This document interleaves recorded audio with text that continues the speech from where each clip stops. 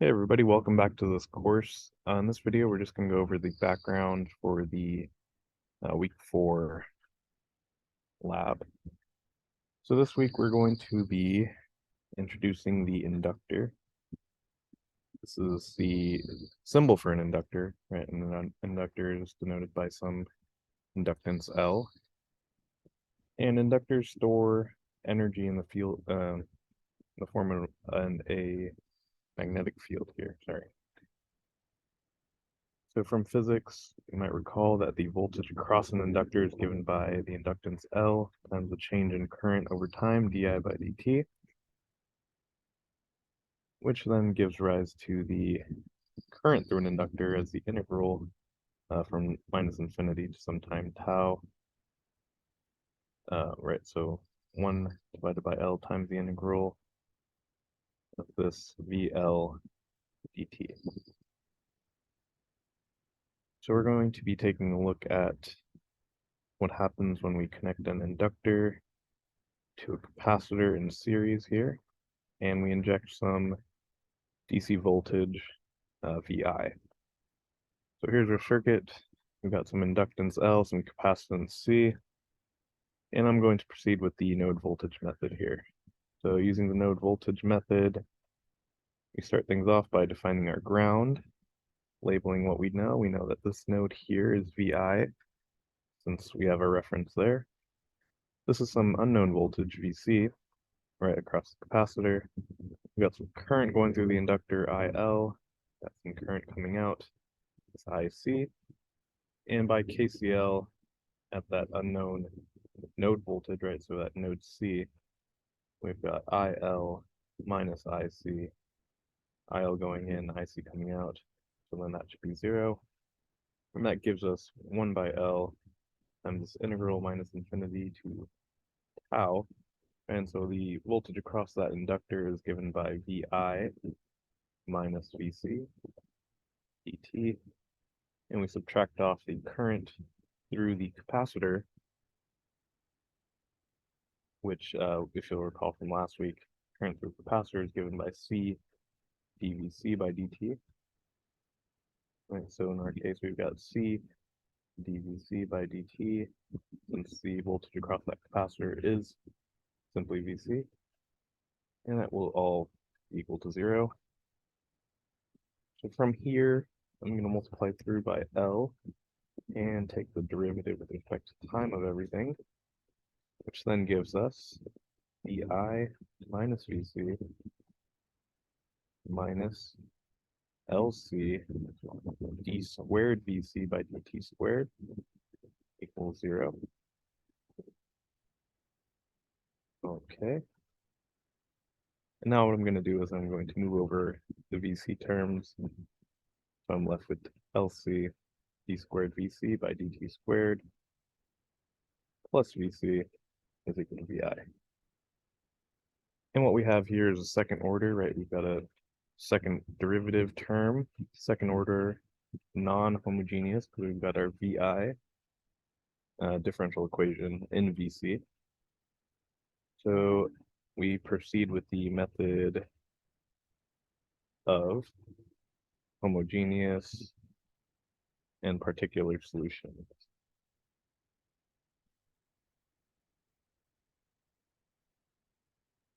And so what this method says is, from this differential equation that's non-homogeneous, we can find the solution VC by taking the sum of VCH, the homogeneous solution, and adding the particular solution.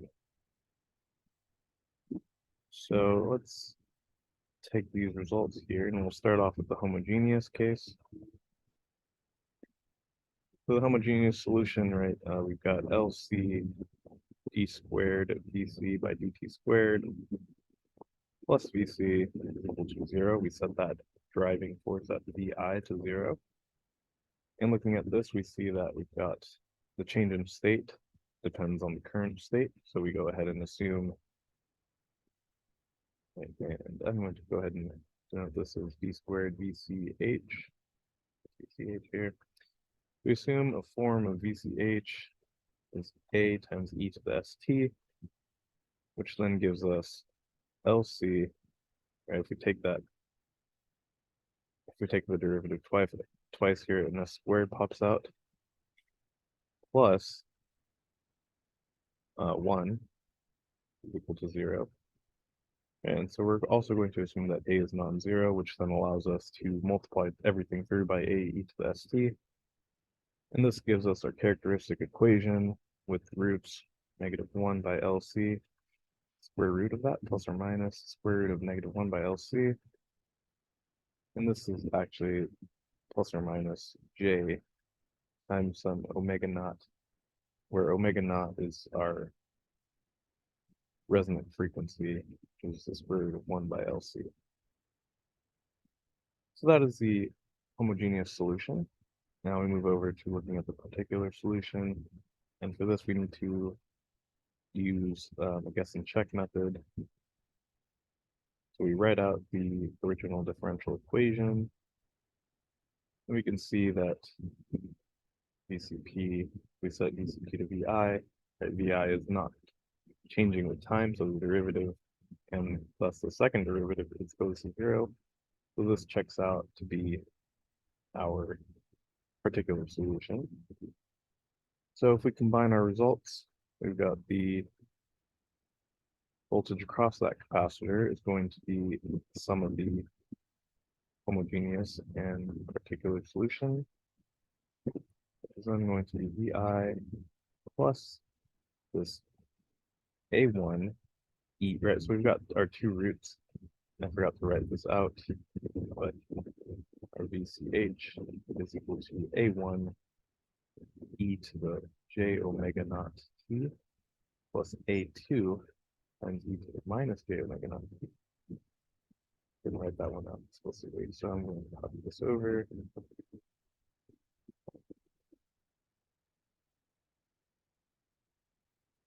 Right, so here's our total solution. What we need to do now is determine constants based on our initial conditions, I see. So I'm going to take VC at time 0 to be 0. And so that's going to give us VI plus A1 e to the j omega naught times 0 plus A2 times e to the minus j omega naught times 0, which then gives us that 0 is equal to VI plus A1 plus A2. Here's one equation. Our next initial condition, right, so this is our first initial condition.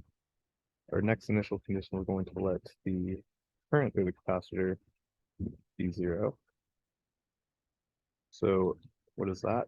That is the C times the derivative of the voltage across the capacitor with respect to time. And we've got our equation for the voltage, right? So up here, we take that derivative, we could take C, we take the derivative of VI, that goes to 0, take the derivative of A1 e to the j omega t, we get a j omega naught a e to the j omega naught t plus negative j omega naught, that is A1, is A2, e to the minus j omega naught t. All right, and so we're going to plug in 0 for these t values. Erase them and plug in 0. And then plug in 0. And what we're left with is 0 is equal to C j omega naught A1 plus minus j omega naught A2. And we can multiply everything through to give us A1 is equal to A2. So there's our second equation here. Then plugging back into the first equation, we can find that 0 is equal to VI plus A1 plus A1, which then gives us that A1 is equal to minus VI by 2, which is of course equal to A2. So there's our constants based on these two initial conditions that I provided. Then we can allows us to write out the total solution due to these initial conditions is Vi plus A1, right? So A1 is minus Vi by 2 e to the j omega naught t. And I'm just going to factor out because these constants are the same. So e to the minus j omega naught t. All right, and by we have an Euler identity here. So Euler identity, this is a result that you might recall. So e to the jx plus e to the minus jx by 2 is cosine x. And so we've got this oscillatory term, which then we can rewrite the voltage at the capacitor as Vi minus Vi cosine x in this case is omega naught t. So we've got that angular frequency times time, right? Time. So here we have our solution. Now, if we wanted to plot this, kind of an interesting result. And so we're looking at the voltage across the capacitor over time, and you'll notice that we no longer have shoot up to the input voltage. And so if you recall from last week, when we just had the capacitor charges up to the input voltage and then just stops. But what happens here, right? So at time 0, start off at Vi minus Vi cosine of 0, cosine of 0 is 1, so we got Vi minus Vi, so we start at 0, and then we go to pi over 2, pi, 2 pi over 2, 2 pi, right? So we're just going to look at one period here. Start off at 0, we shoot up to Vi, and we keep going past the input voltage. And then we come back down. That's in that whole cycle.